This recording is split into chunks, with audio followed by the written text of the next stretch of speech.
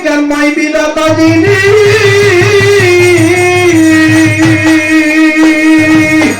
ভালো ভালো ওরে মাওলা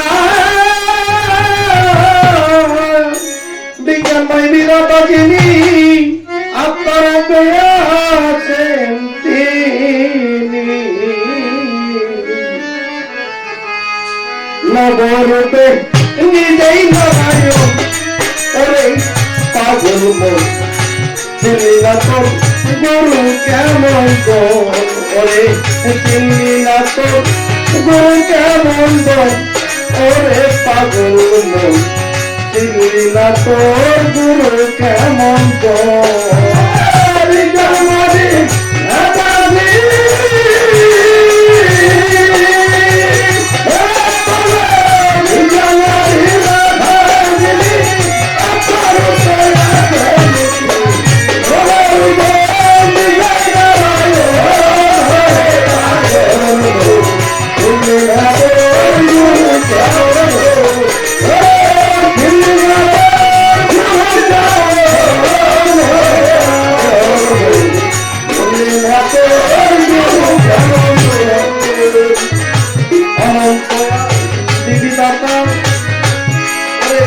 ভালো রূপে করছে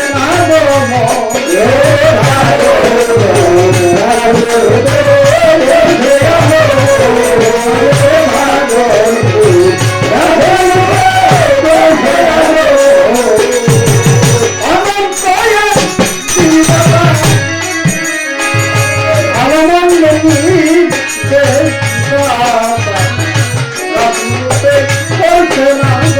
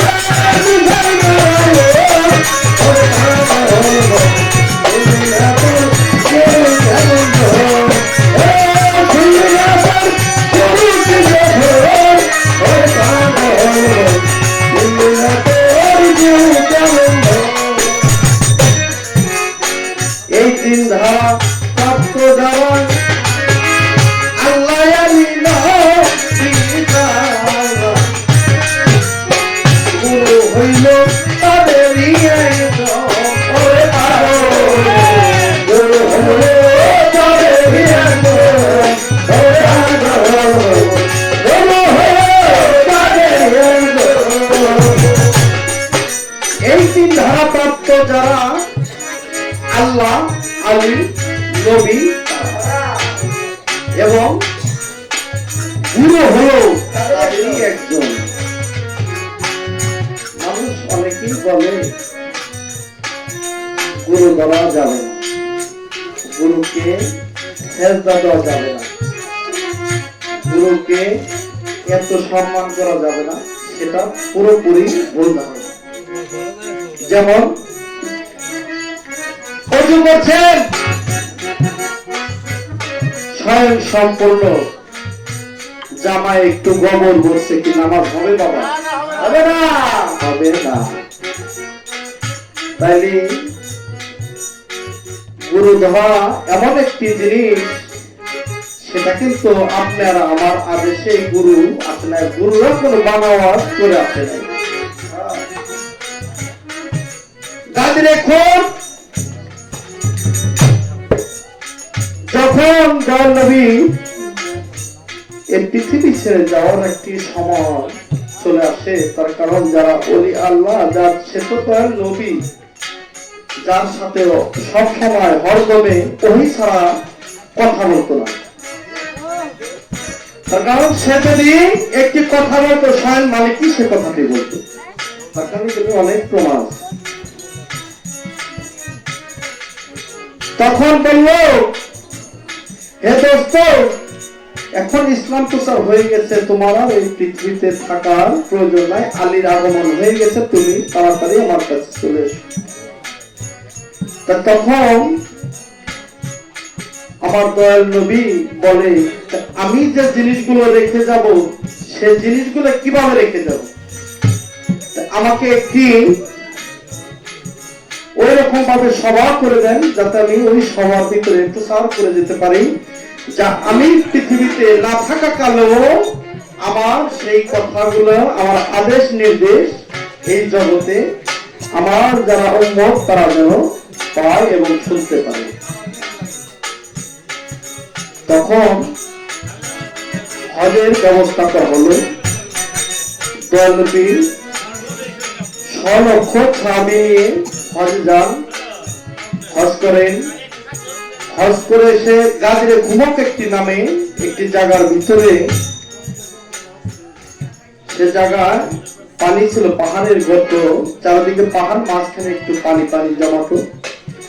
বলে এখানে একটি পরিবেশ করলে হয়তো বলা যাবে। তখন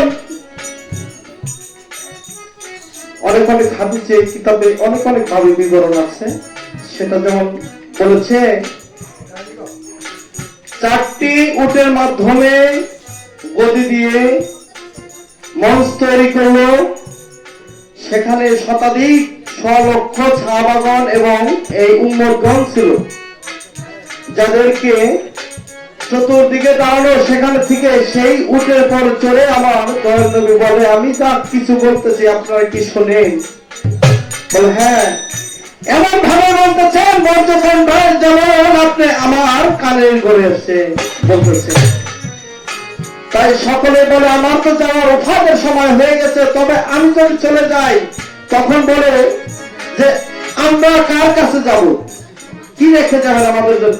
তখন বলছিল কোরআনের সুন্নাহ, এবং কোরআন সুন্নাহ রেখে যাব। সেই কোরআন দেখে পথ ভ্রষ্ট যাতে না হয়, আমার যারা উম্মত কোরআন দেখেই সমস্ত আমার পথের দিকে অগ্রসর হবে, এবং আলোর সাথে রেখে দেবো আহলে বায়াত, আহলে বায়াত, আহলে বায়াত। তখন হযরত আলীকে এবং মা ফাতেমার হাত ধরে, হুসাইন হোসেনের হাত ধরে উঁচু করে দেখা গেছিল, এই তো আমার আহলে বায়াত, আহলে বায়াতের বংশধর রেখে গেলাম।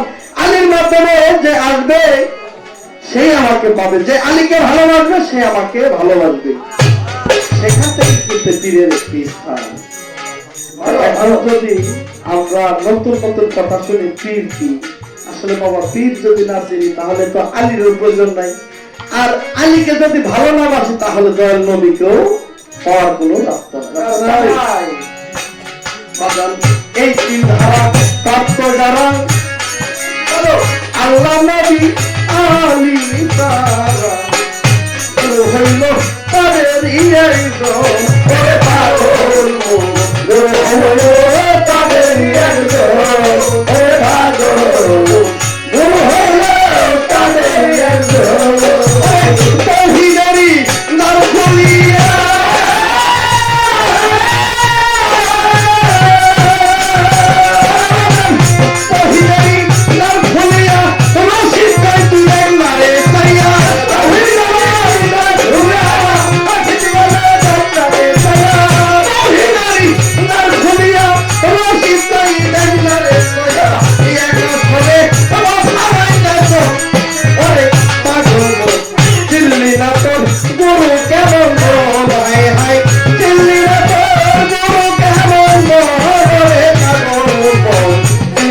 তোর গুরু কেমন